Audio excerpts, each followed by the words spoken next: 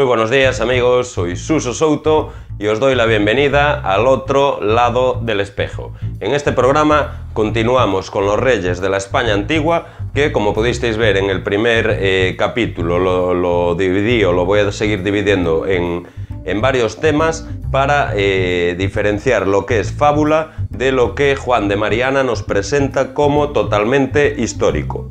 En el primer programa os hablé de Tubal y la descendencia bíblica desde Adán, Noé y todo lo postdiluvio, y hoy ya voy a empezar directamente con los primeros reyes históricos de la España antigua, que son los Geriones. Y también vamos a hablar en este programa de Osiris y de Hércules Horus, no del tebano, sino de Hércules Horus.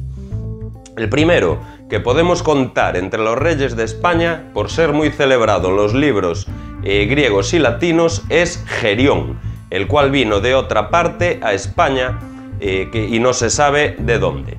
Lo que da a entender el nombre de Gerión, que en lengua caldea significa peregrino y extranjero. Este, venido fue a las Españas, gustó de la tierra y de las riquezas que en ella vio. Enriquecióse con los montones de oro, cuyo uso no era aún conocido, y por esta causa granos y terrones de este metal se hallaban por los campos, no afinados con el crisol y con el fuego, sino como nacían, por donde los griegos fue llamado criseo, que es tanto como de oro. Demás de esto, poseía muchos ganados, por la grande comodidad y aparejos de los pastos y dehesas, e industria que tenían en criarlos. No me digáis que la tierra prometida es un desierto. Con ocasión de riquezas tan grandes, se entiende, fue el primero que ejerció la tiranía sobre los naturales de esta provincia, que eran de ingenios groseros, a manera de fieras vivían apartados y derramados por los campos en aldeas sin tener alguno por gobernador cuyo imperio reconociesen y por cuyo esfuerzo se defendiesen de la violencia de los más poderosos. Estamos hablando en tiempos de una sociedad totalmente arcaica, aún no había llegado la cultura y, como podéis observar, tampoco el manejo de los metales. Hecho tirano y apoderado de todo, Gerión se entiende que edificó un castillo y fortaleza de su apellido enfrente de Cádiz, por nombre Geronda, con cuya ayuda pensaba mantenerse en el imperio que había tomado sobre la tierra. Podéis ver las leyendas de los Geriones en Cádiz, en Gerona y en mi tierra, que aún aquí no la nombra, lo hablaremos en otro programa. Edificó asimismo otra ciudad de este apellido de Gerunda, a las faldas de los Pirineos de los Sausetanos, que hoy es la ciudad de Gerona. Pretendía abrazar con estas dos fuerzas las marinas de todas las de España y fortificarse para todo lo que le sucediese.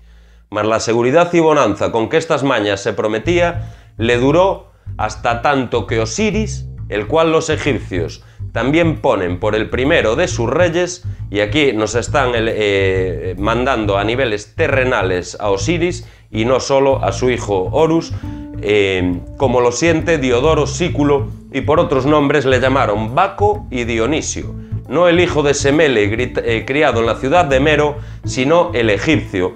Turbó la paz que tenía España, una paz acaudillada, claramente. Emprendió Osiris al principio una grandísima peregrinación, con que paseó y ennobleció con sus hechos casi toda la redondez de la tierra. Comenzó desde la Etiopía y pasó hasta la India, Asia y Europa. Osiris probablemente del nivel más alto de la casta superviviente antediluviana. En todos los lugares por donde pasaba enseñó la manera de plantar las viñas y de la sementera y uso del pan. Beneficio tan grande que por esta causa le tuvieron y canonizaron por Dios, tal cual Quetzalcóatl.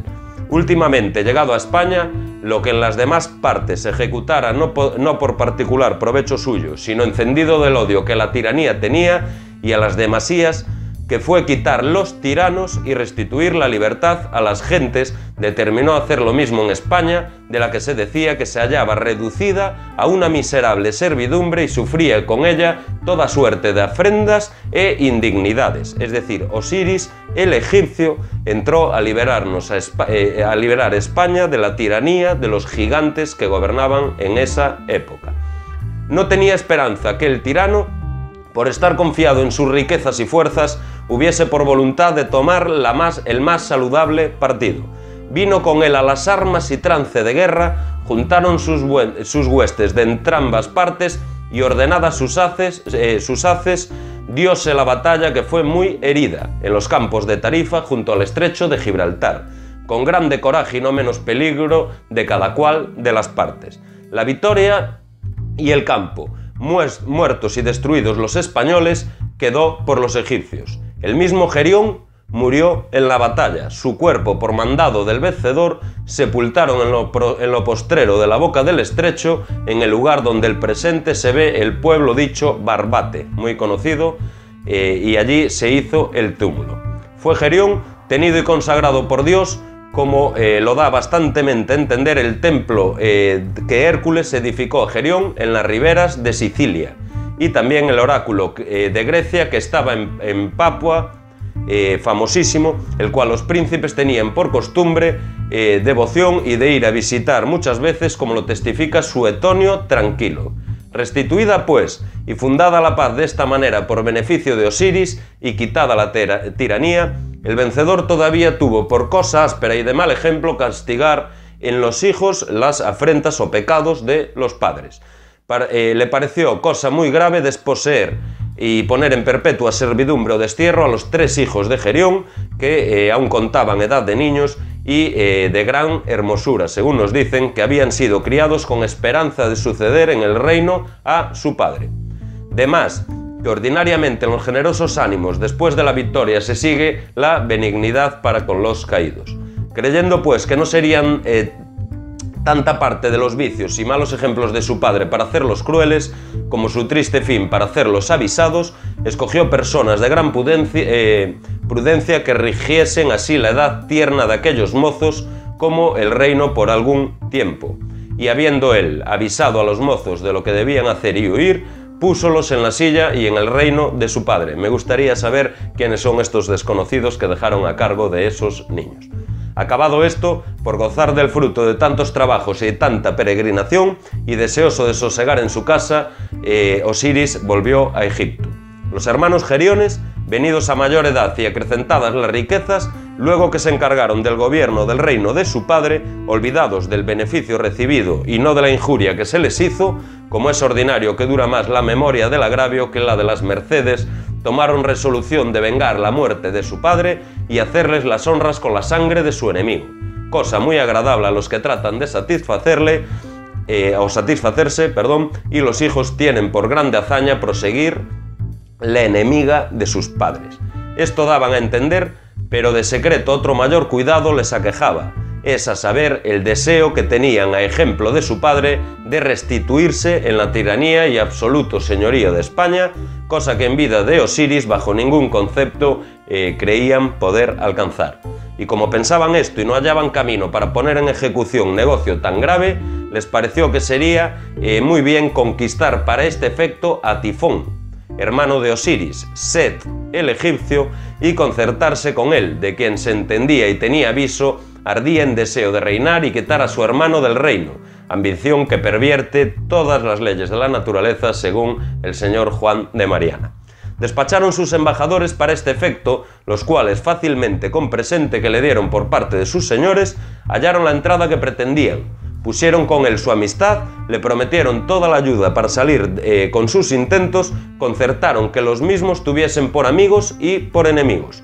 Asentado ello, le persuaden que habiendo muerto su hermano, acometiese con fuerza de armas y apoderarse del reino de Egipto. Se concertó todo esto y se ejecutó la cruel muerte muy en secreto. Podéis ver en mi vídeo de Zeptepi, un programa que nos trajo Mario Roder Ruiz al otro lado del espejo, cómo urdió la muerte de Osiris, su hermano Set, con un macabro juego con el tema de una lápida y cómo se esparcieron después sus restos. El cuerpo del muerto fue buscado con mucha diligencia e Isis, la reina viuda, le sepultó en Abato, que es una isla en una laguna cerca de Memphis, que por esta causa vulgarmente le llamaron Estigia, que quiere decir tristeza. pero tan grande traición no podía estar encubierta si hay secreto en las discordias domésticas que entre parientes resultan. Así, Horus, hijo de Osiris y de Isis, una de las reinas madres, que en aquel tiempo gobernaba Escitia, vuelto con presteza de Egipto, vengó la muerte de su padre con darla a Tifón, su tío. Descubrió juntamente y supo que los geriones fueron participantes de la impía conspiración y principales movedores de aquella maldad. Por esto, encendido en deseo así de imitar la gloria de su padre, confirmó diversas naciones por todo el mundo en su obediencia y ganó de nuevo la amistad de otras muchas. Además de esto, por el arte de la medicina que le enseñara a su madre, vino a ser tenido por un dios. La típica medicina antigua, Asclepio y el resto. No confundamos con la medicina moderna, sino otro tipo de medicina. Y si no, hablemos de las convocaciones de sombras y el resucitar de los muertos. Unos le llamaron Apolo, otros por la valentía y destreza en el pelear le pusieron el nombre de Marte, pero todos le llamaron Hércules. Pero no fue este Hércules el hijo de Anfitrión, sino el libio. Con libio se refieren a africano, de quien se dice que domó los monstruos armado de una porra o maza y vestido de una piel de león que en aquel tiempo aún no usaban ni habían inventado para destrucción del género humano las armas de acero. Hace muchos miles de años que sucedió esta historia. Juntado pues un gran ejército y llegadas ayudas de todas partes, espantoso entró en España contra los geriones y llegó finalmente a Cádiz, una de las tierras más antiguas que cualquiera puede conocer, donde ellos días antes se retiraran y fortificaran, juntadas en uno las riquezas del reino, alzados los mantenimientos y proveídos de bastimientos, si por ventura durase la guerra muchos días. Demás de esto, para valerse en aquel trance llamaron socorros por todas partes. La conciencia de la maldad cometida los acobardaba y los espantaba, y por estar la provincia y la gente dividida en parcialidades, unos por ellos y otros contra ellos, los ánimos de muchos despertaron a la esperanza de recobrar la libertad que estos tiranos tenían sobre el pueblo, es decir, el yugo que tenían, si de los extraños les convenía más recatarse. El tener perdida la esperanza de la vida si los egipcios venciesen, los encendía aún más y los hacía furiosos y atrevidos, pero el temor que tenían era mucho mayor. Por esta causa determinaron de fortificarse en lugares seguros y excusar el trance de la batalla. Es decir, nos están hablando que siendo tiranos sabían que la civilización egipcia, comandada por sus dioses hombres gigantes, estaba en un nivel muchísimo más avanzado que la española de ese momento, parece ser tanto en tecnología como sobre todo en educación, sociabilidad y demás. Al contrario, Hércules, ordenadas sus haces, se presentó delante de sus enemigos sin temor alguno. Temía que no durase mucho la guerra y no tenía confianza que los enemigos viniesen en alguna honesta condición de paz. Y cuando la quisiesen, juzgaba no sería decente dejar las armas antes de vengar a su padre con la sangre de los propios geriones. Combatido pues de estos pensamientos, consideraba que por ser tan grandes los ejércitos como juntaban de ambas partes, sería muy grande la matanza si de poder a poder se diese la batalla. Esto es muy importante porque, si os fijáis en Troya, en los antiguos griegos, y en pasajes de la Biblia, con Goliat y con algún otro, en vez de matarse pues miles contra miles, cogían al general de uno y el general de otro, o al guerrero que cada uno eligiera, y ahí se dirimían las batallas, que creo que es una mejor forma que andar bombardeando y matando a todo el mundo. Por huir estos inconvenientes, acordó con un rey de armas avisar a los geriones que si confiaban en la valentía de sus cuerpos, la cual era muy grande, si en la justicia de la causa que defendían, en que publicaban y se quejaban, fueron de Osiris acometidos injustamente y agraviados primero del mismo, que les ofrecía de su voluntad un partido para concertar las diferencias tan aventajado para ellos, 3 gigantes contra uno, que ni aun por pensamiento les pasaría desealle tan y tan bueno. Este era que lastasen solamente aquellos que erraron y fueron causa de los daños pasados, perdonasen a la sangre inocente y no resultase forzosamente ciudadanos y parientes si la batalla se diese. que él, Osiris, estaba determinado por la salud común de aquellos ejércitos y pobre gente de hacer campo, él solo contra todos tres, y con su riesgo comprar la seguridad de muchos, pero con tal condición que había de pelear aparte con cada uno de ellos. Dije Osiris es Horus. Decía que se ponía esto confiado en la justicia de su querella y que por esta causa de la ayuda de Dios, por cuya providencia todas las cosas humanas se gobiernan y más principalmente los sucesos de la guerra. Los geriones aceptaron de buena gana este partido, que por ser tan aventajado no dudaban de la victoria. Muy difícil dudar 3 contra 1. Pero le salió al revés, porque el día señalado, como entrasen en el palenque y viniesen a las manos, los 3 geriones fueron vencidos y degollados por Hércules. Se dio a los cuerpos sepultura en la misma isla de Cádiz, donde se hizo el campo, y desde aquel tiempo se entiende que se llamó Eritrea, no solo la isla de Cádiz, sino otra isla que estaba a ella cercana y aún la parte de tierra firme que le cae enfrente. La causa de este apellido fueron ciertas gentes del mar Eritreo, conviene a saber desde el Mar Rojo, venidas a la conquista y sosegada la providencia con voluntad de Horus, asentaron en aquellos lugares, poblaron e hicieron allí sus moradas. En conclusión, en la boca del estrecho de Cádiz, Hércules, después de esta victoria, hizo echar en el mar grandes piedras y materiales, con que levantó de una parte y de la otra 2 montes, de los cuales el de la parte de España se llama Calpe y el otro que está en África, Avila. Estos montes se dijeron las columnas de Hércules tan nombradas por los antiguos griegos, y parece ser la puerta camino a la Atlántida. Hecho esto, y dado orden y asiento en las demás cosas de España, nombró Hércules u Horus por gobernador de ella, de España, uno de sus compañeros por nombre Hispalo, de cuya lealtad y prudencia en paz y en guerra estaba pagado y tenía mucha satisfacción. Y por tanto, concluidas todas estas cosas, Horus dio vuelta y pasó por mar a Italia. Esta es la historia de los geriones, de Osiris y de Hércules, Horus, no confundir con el posterior Hércules, que os seguiré explicando en posteriores capítulos o en el posterior capítulo sobre este tema de los reyes fabulosos de la España antigua.